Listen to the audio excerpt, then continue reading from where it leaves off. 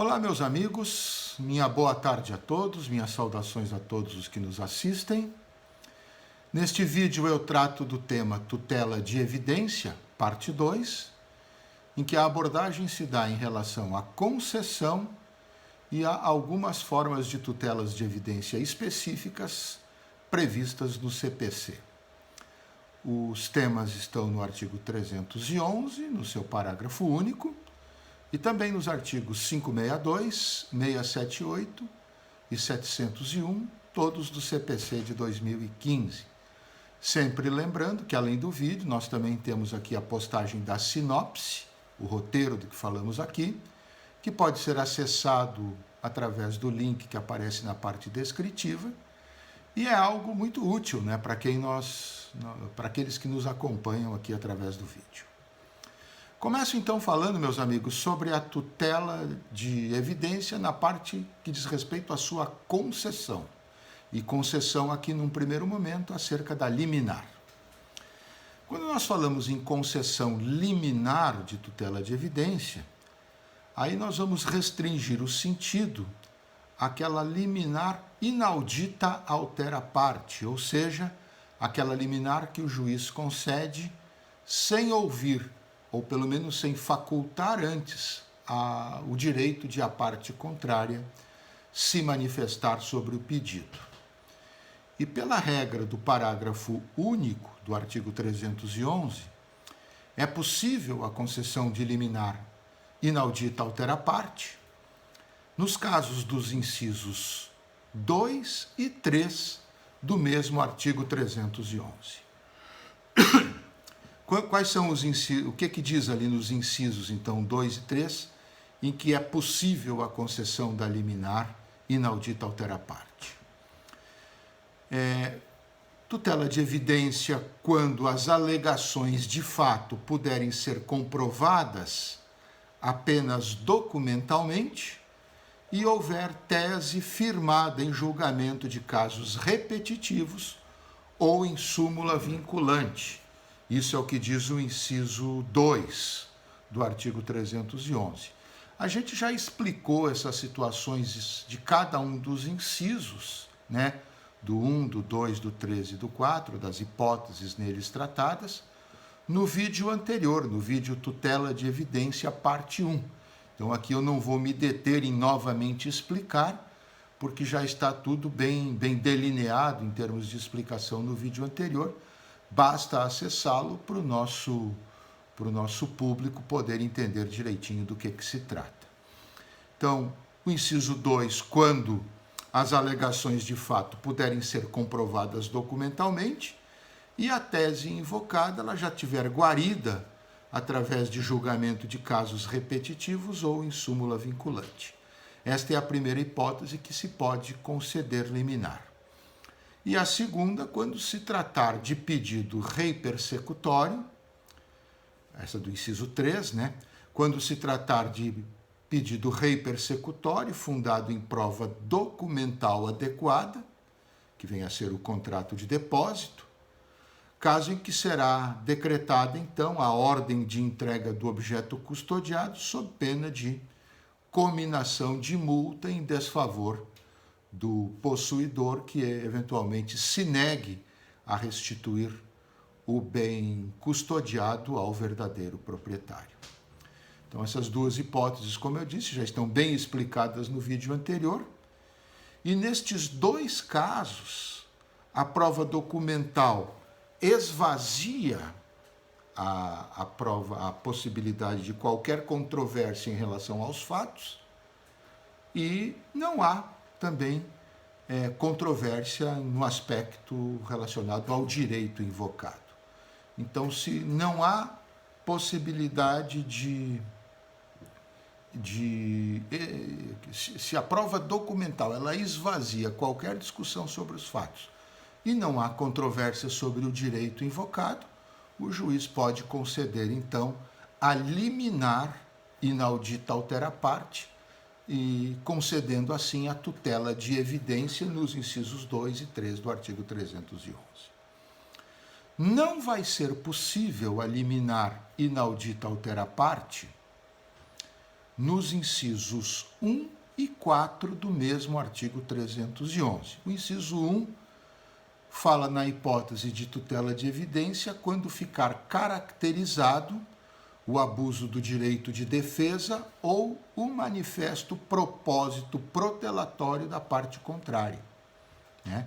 Quando a parte abusar do seu direito de defesa ou adotar atitudes que tornam claro que ela está querendo protelar, retardar a decisão da causa.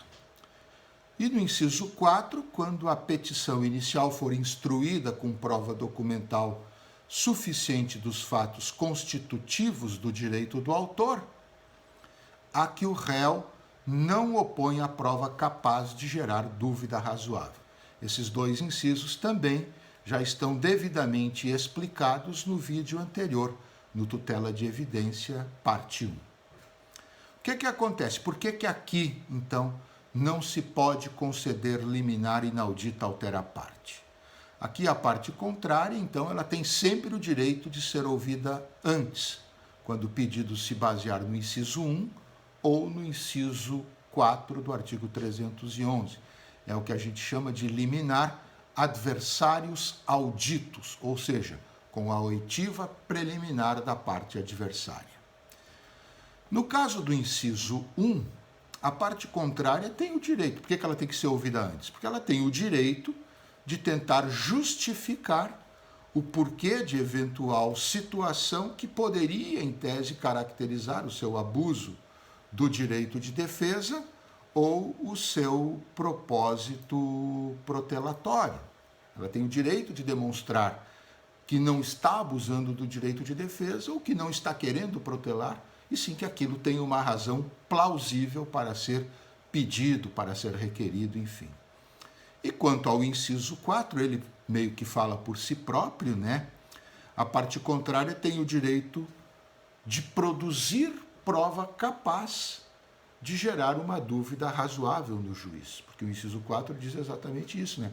A parte autora apresenta uma prova documental e a parte ré não consegue apresentar uma prova que suscite uma dúvida razoável sobre aquilo que o autor demonstrou.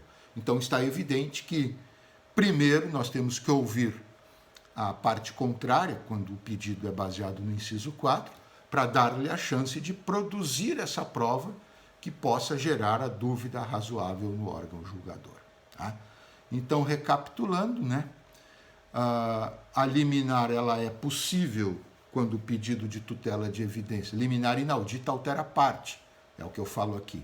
Ela é possível quando o pedido de tutela de evidência se baseia ou no inciso 2 ou no inciso 3 do 311, e não será possível, a parte contrária tem que primeiro ser ouvida, quando a tutela de evidência é pedida com base no inciso 1 ou no inciso 4 do mesmo artigo 311.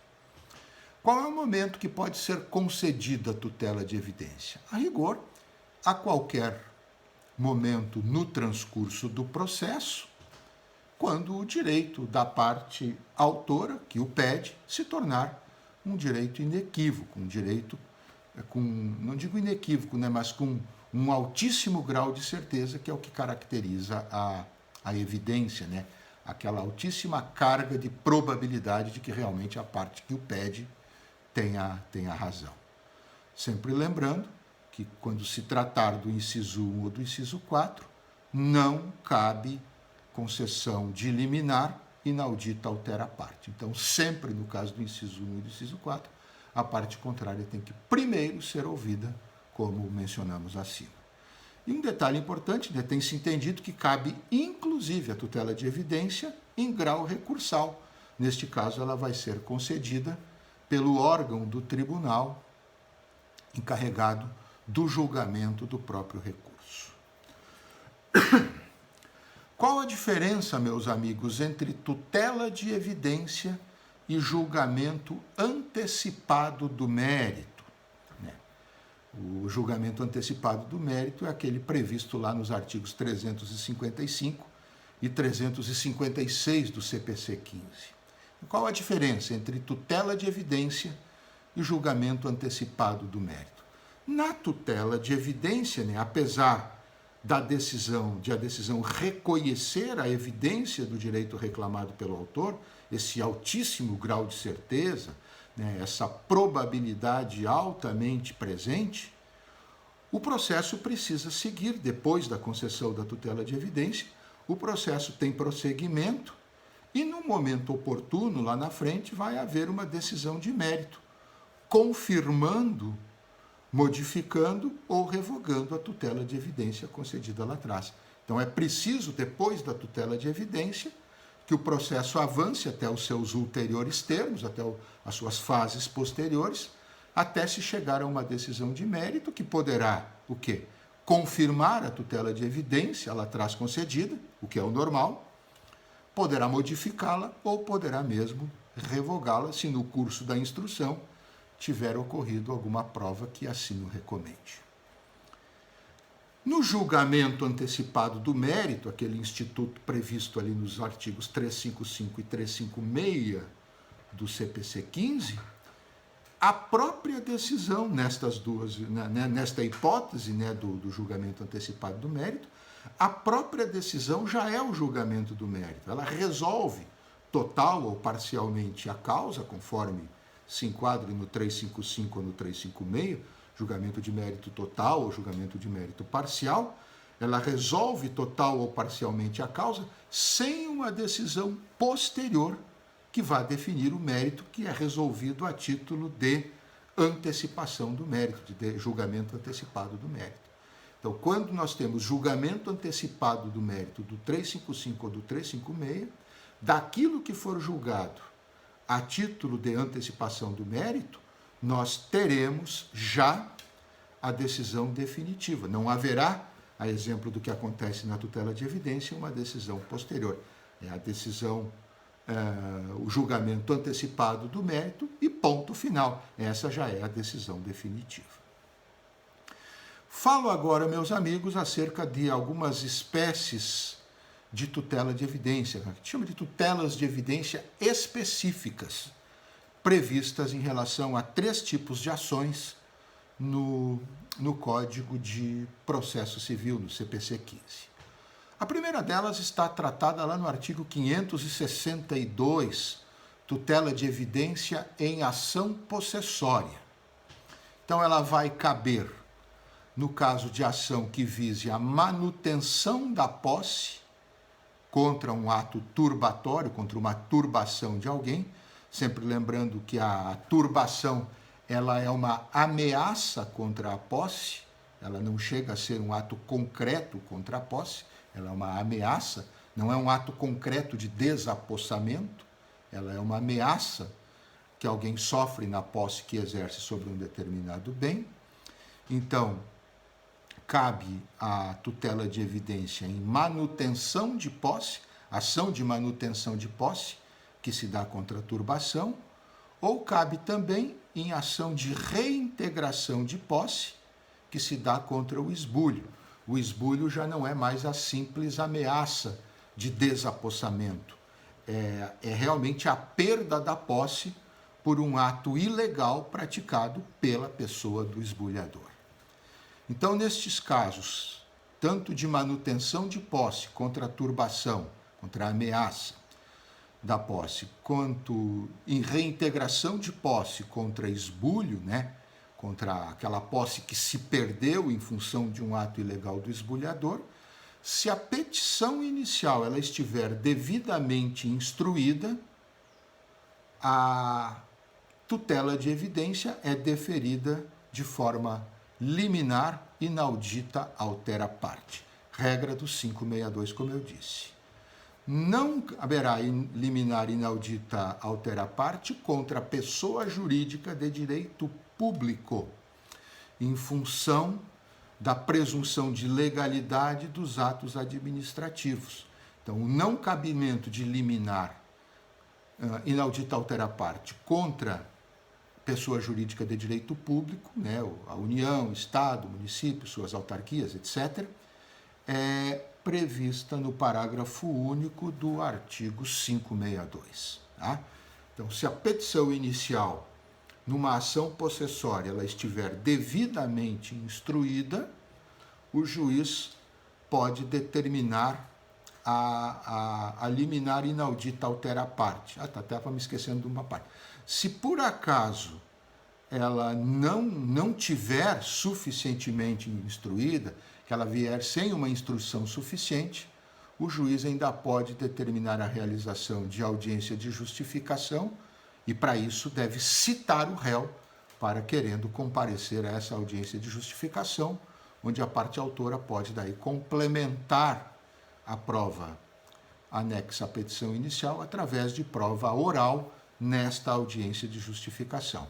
E não cabe, em hipótese alguma, liminar inaudita altera parte se a turbação ou ameaça, se a turbação ou o esbulho tiver partido de pessoa jurídica de direito público, porque se presume, a rigor, que os atos administrativos são revestidos de legalidade, e aí somente mesmo após a devida instrução é que a ação possessória pode ser julgada procedente, não cabendo essa tutela de evidência específica aqui do artigo 562. A segunda hipótese de tutela de evidência em ação específica, diz respeito aos embargos de terceiro. Essa hipótese ela está contemplada no artigo 678 do CPC. O que vem a ser embargos de terceiro? É aquela ação que uma pessoa pode se valer, uma pessoa que não é parte no processo, ela pode se valer, mas que por algum motivo este processo no qual ela não é parte gerou uma constrição ou uma ameaça de constrição contra os seus bens. Por exemplo, a pessoa não é parte no processo, mas tem ali um bem que está sob sua propriedade ou sob sua posse, um bem arrestado, um bem sequestrado, enfim.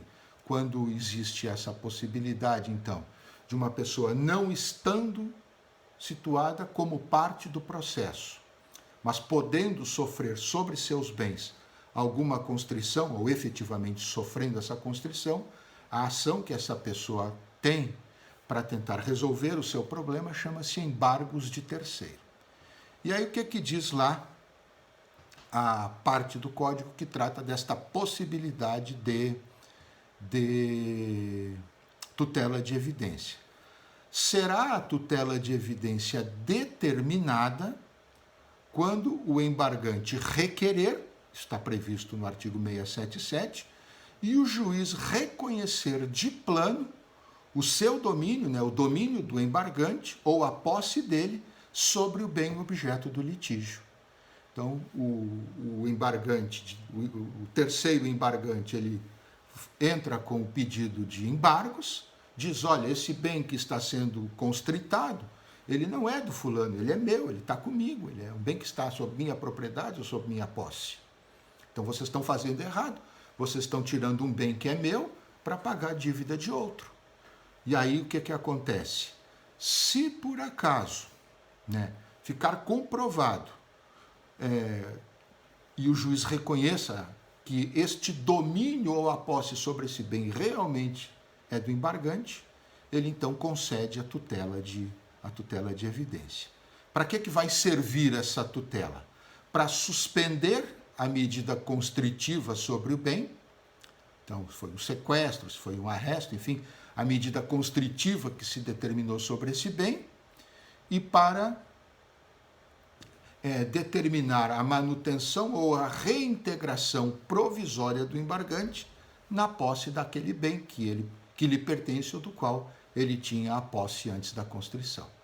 Então, os efeitos dessa tutela de evidência nos embargos de terceiros são exatamente esses: suspender a medida constritiva sobre o bem e, ao mesmo tempo, determinar a manutenção, se o embargante ainda tiver na posse do bem e for apenas uma ameaça de desapossamento, ou se ele já tiver sido retirado esse bem da sua esfera, então ele ser reintegrado provisoriamente, porque ainda vai ter que ser julgado lá na frente, mas uma reintegração provisória do embargante sobre o bem que em princípio lhe pertence ou do qual ele seja possuidor. Para a concessão da tutela de evidência específica ali do artigo 678, o juiz poderá determinar que o embargante ofereça uma caução, salvo, claro, né, se ele for reconhecido como uma pessoa economicamente hipossuficiente. Essa perspectiva ela está no artigo 678, parágrafo único também ali do CPC. Certo, meus caros? E a terceira hipótese que nós temos de tutela de evidência específica no CPC, lembrando que a primeira foi aquela em ação possessória, lá do artigo 562, a segunda em embargos de terceiro, do artigo 678, e agora a última hipótese de tutela de evidência específica prevista no CPC está lá no artigo 701, que trata, no caso, na hipótese de ação monitória.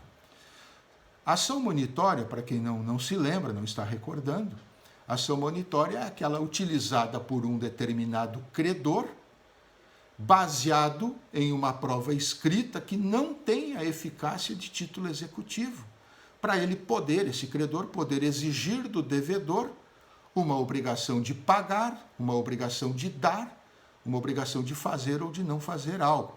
É aquela ação que está regrada entre o artigo 700 e o artigo 702 do CPC.